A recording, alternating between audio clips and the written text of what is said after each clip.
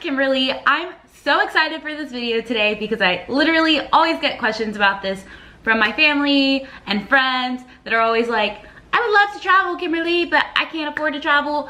Well, this video is for you guys. For those of y'all that don't know me, I've traveled around Europe quite a bit. I've interned abroad, I've studied abroad, and I did a whole month-long backpacking around Europe alone trip. So I have a link down below if you're interested in watching that video.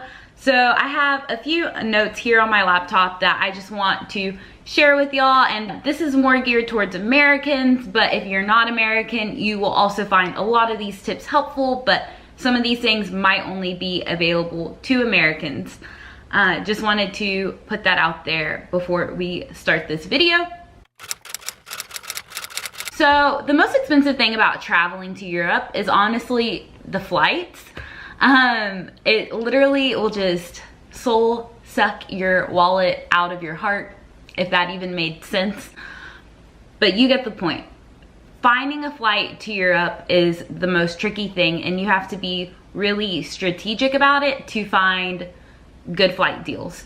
So I use skyscanner.com. That is the main way I find budget flights, and I try to travel off season and on days that it is cheaper to buy flights. There's a lot of videos that you can watch to find when exactly to find the best day. It's literally a science. So a pro tip that I would recommend for using Skyscanner is actually to put your search engine in incognito, so that way when you're searching it's not collecting your data, because these flight scanning sites have a tendency to up their price if they know that you're looking particularly for a certain destination. So I would recommend putting it in incognito mode, and that way you are guaranteed to get the best results.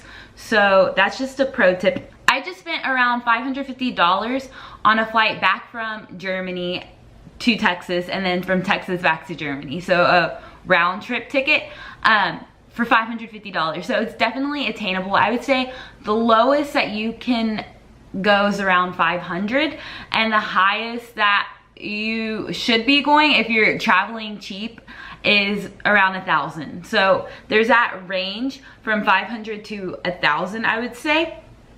So that's what I recommend, to always use flight scanning sites. And if you're a student, you can use STA, Start the Adventure. I used that when I was traveling around as a student, and they have really great deals for students, so definitely check that out. Also, if you're a student, you can also buy an ISIC card, which is an International Student ID card, where you can get discounts as a student for different museums and hotels. But that's just a side note. So basically, being as flexible as you can with your flight is the best way to find the cheapest tickets. There's literally a whole video I could make on how to find really cheap flights, but rule of thumb is to always use flight scanning sites. So the second costly thing about going to Europe besides the flight is accommodation. But honestly, guys, I love budget accommodations. I'd much rather stay in a budget accommodation where I'm getting a more authentic local social experience than staying in a luxury hotel. One of the best ways to save money traveling to Europe is by hostels. And I know hostels seem so intimidating, but I promise you guys they're really not bad, especially if you're traveling alone. It's a great way to meet new people, and they are so cheap, and sometimes even have breakfast included or dinner included.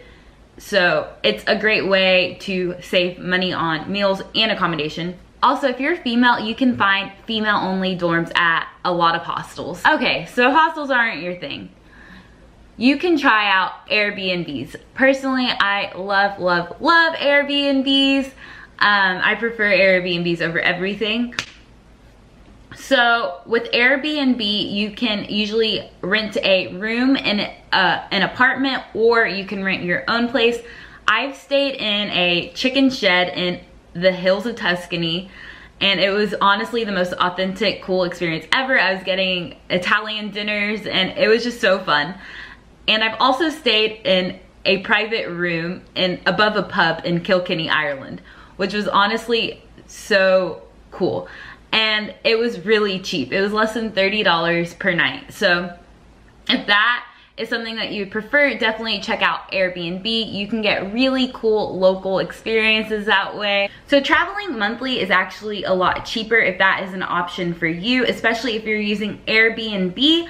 So if you go to Budapest for a month on Airbnb, the price per night might be, let's say, $30, but a lot of times if you're traveling monthly, sometimes you can even get a discount for up to 50% off. So it will be $15 per night instead of $30 per night, and that saves a lot of money. I prefer to travel longer because you get to know the culture more, as well as taking your time, and you don't feel stressed or overwhelmed about seeing and doing everything. So if you have that option, I would really, really recommend that.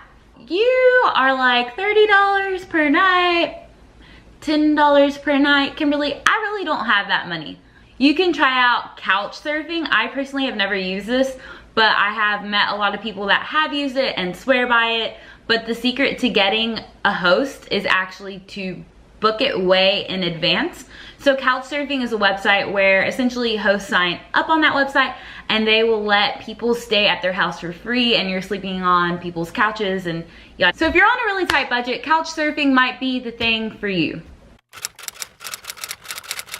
So this is something I probably should have mentioned at the very beginning of the video, but a crucial thing for budget traveling to Europe is picking a location. You're always going to want to pick East Europe over West Europe if you're wanting to get the bang for your buck.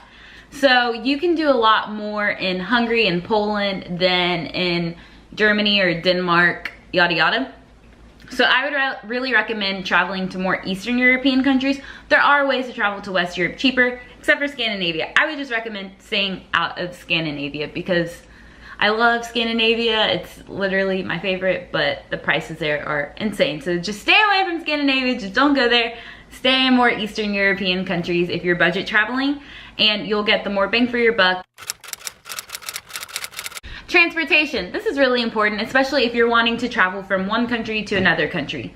The best way I recommend is Flixbus. Remember this name. Okay, Alexa.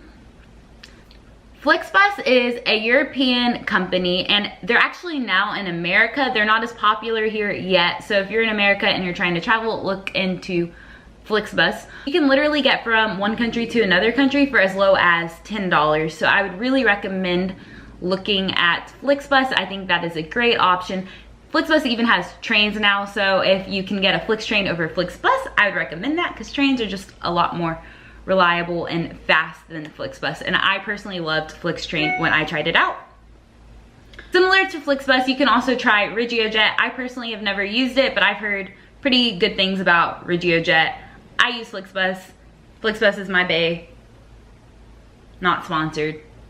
So besides bus or train, you can also fly from country to country on a budget with Ryanair. Ryanair is a European budget airline, and it's honestly incredible. They'll try to sell you about 3 million things when you're on the airplane, but you just gotta be strong. I know you wanna buy that luxury watch on a budget airline, but resist it. You can find flights for like 40 bucks from one country to another country, which is pretty good. Keep in mind that while you think it might be more efficient and quicker to fly with an airplane, it actually might not be, because you have to show up early and go through check-in, etc., etc. So I would personally recommend train or bus. And I think bus and train is more scenic for Europe traveling. That's just my personal taste, but you do you. So when you're in your country, you're gonna have to get around to places. The best recommendation I have for that is public transportation, obviously. It's like the cheapest, but if for some reason there is no public transportation, or you're getting from the airport or something, so public transportation just isn't as readily available, then I would recommend Uber if it's available. Uber is a lot cheaper in most places than taxi. A lot of Europeans don't even know that Uber exists in their country. I used Uber quite a bit when I was in Germany, and a lot of Germans were surprised that I was using Uber because they didn't know it was a thing. And I think that's because Uber was banned in Germany for a while, and then it came back, so a lot of Germans don't know it's back now. So if Uber is an option in your country, I would really recommend Ubering when you're traveling within your place. So next is the whole banking situation.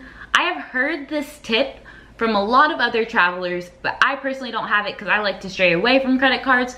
But if you get a Chase Sapphire credit card, apparently you can live like a baller in airports without having a baller salary. So you can go to the airport and go to lounges and stuff like that and get free food and drinks for free. So that might be an option for you if you're wanting to get a more bougie airport experience, especially if you have a long layover. The worst thing about traveling is thinking you're spending a certain amount and then looking at your bank account statement and it's saying something else. ATM fees are the worst, and so if you can avoid them, really avoid them like the plague. I have a Charles Schwab brokerage / bank account, which I would highly recommend. A lot of travelers recommend this, and that is because Charles Schwab will refund you or void ATM fees. And when you're traveling, ATM fees are really common, so I really recommend that. Also, I just have a general tip, is that if you are looking for the best conversion fee, the less ATM fees, always go to well-established banks. Never go to outside ATMs like Euronet. If you see a Euronet run, because literally it is, the conversion fee there is horrible. I really recommend going to well-established banks, walking inside and getting out money that way. You can obviously get cheaper conversion fees if you go to ATMs that are outside of a well-established bank, but my rule of thumb is inside good, outside bad. That's what I've used and it helps out for me.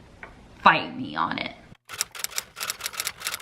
Now we're into more practical tips, is plan what you're gonna do in advance. Personally, for me, I save a lot of money because I found that I don't like museums. I tried to like museums. I felt guilty for not going to museums, and then I just kind of embraced, I'd rather walk around town and explore and socialize. That's just me. But there are particular museums sometimes that I want to see because they're really just that iconic or yada yada, or it's something I'm interested in, like World War II museums and stuff like that I really love. So I plan that out in advance, what museums I want to go to, and I don't feel guilty for not wanting to go to all of the museums. Honestly, a huge thing about traveling to Europe on a budget is just researching a lot beforehand. So you can usually find that there's really interesting things to do in your city for free. There's free walking tours that you can do with a tip at the end. There's free museums, there's free monuments, a lot of free things to do. So really check out what there is to do in your town for free. And a lot of the times, to me, those places are a lot more cool to travel to because they're not as touristic and they're really authentic. So really just check out what there is to do in your city for free. Okay, a third one is a pub crawl. So this is for more of a nightlife thing, or if you like to drink. And yeah, personally, I like to drink, so if I can eliminate my drinking costs down, it's good.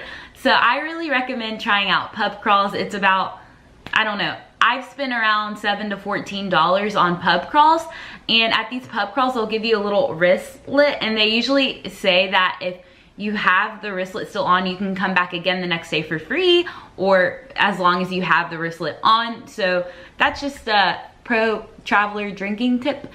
But with this wristband, you'll usually get into clubs and bars that you would normally have to pay for. And on top of that, they'll usually give you free shots or free drinks, and it's just a really cool social atmosphere where you get to meet other travelers. Also, if you're solo traveling, this is a way to save money too, is make friends while you're traveling. Go out to eat with them, party with them, blah, blah, blah, and you can split costs on a lot of things.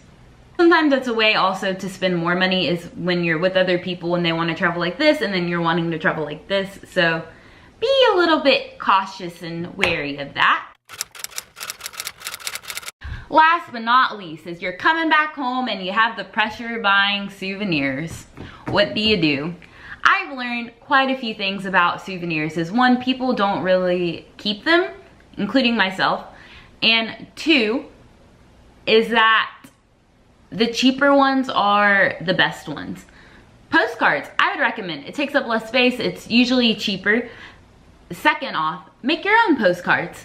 Take pictures, and then when you come home, print them out on some nice cardstock and give them away, and you have personalized postcards that way. Number 3 is candy. Candy has honestly been the best souvenir personally that I've received and that I've given away. People love candy, chocolates. Buy some chocolates. Usually local chocolates are pretty darn cheap, like 50 cents cheap. So that is a good souvenir in my opinion to give away. People actually like it. People actually use it. They won't throw it away. They'll eat it or give it to somebody else. So I recommend doing that for souvenirs. I know this is a long video, but I hope it provided a lot of tips. Travel off season, look into where you're traveling, really look at flight ticket, like just look at everything in advance, look at the whole picture in advance. If you can get a really cheap flight to Finland, but you're spending so much money in Finland, it might be worth it to get a more expensive flight somewhere else and you're spending less money in that country. So really just look at the whole picture and look at everything way in advance. And I promise you guys, you can travel to Europe really cheaply if you just really plan it out and you're strategic about it. So those are my tips. Personally, I love budget traveling because it's gifted me really awesome, authentic, local experiences that if I had a lot of money and I was traveling with a big budget, then I wouldn't get those experiences. So I'm really grateful for what budget traveling has gifted me. If you have any additional tips and I forgot something, definitely comment that down below. If you have any questions, I can answer them too. I'm gonna make a whole blog post on traveling budget tips. So definitely check out my blog for that to come out soon. All I have to say is travel more, worry less. See y'all next week. Bye.